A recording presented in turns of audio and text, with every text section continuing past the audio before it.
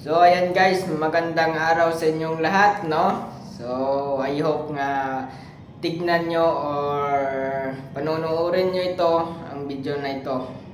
Dahil may makukuha kayo ditong aral, hindi lang sa akin, pati na rin sa inyo, no? So sa araw na ito, gusto ko lang linawin na sa pinost ko na video na bumabaha at saka yung music background, thank you Lord. So maraming nag-comment, no, kung bakit daw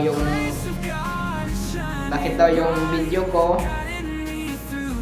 bumabaha na, maraming nang salanta, pero thank you Lord yung music background natin.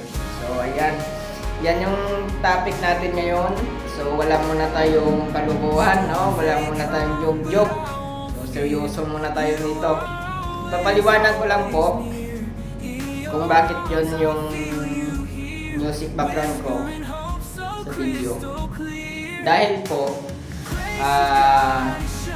dapat naman talaga natin pasalamatan yung nangyayari sa ating buhay, no? Masama man, mabuti, dapat natin pasalamatan sa ating Panginoon, no? So, dapat may nangyari sa atin na maganda sa ating buhay, dapat natin pasalamatan sa Panginoon. At saka pag meron naman hindi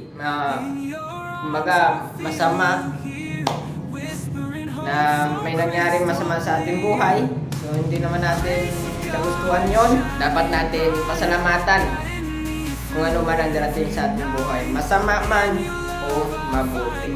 Masama na nangyari sa ating buhay, ang buong silingon yan,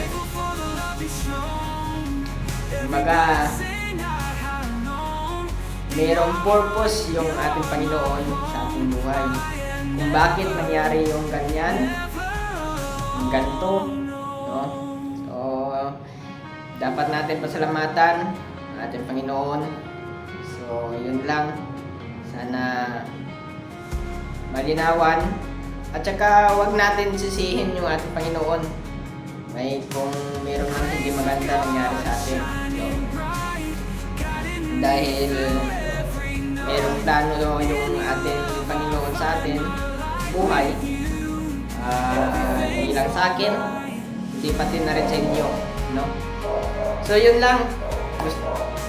Gusto ko lang nilinaw ko lang yung pinost ko na video, no? So ito po yung video na pinost ko.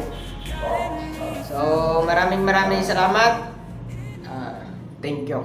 Maraming salamat, tapos thank you.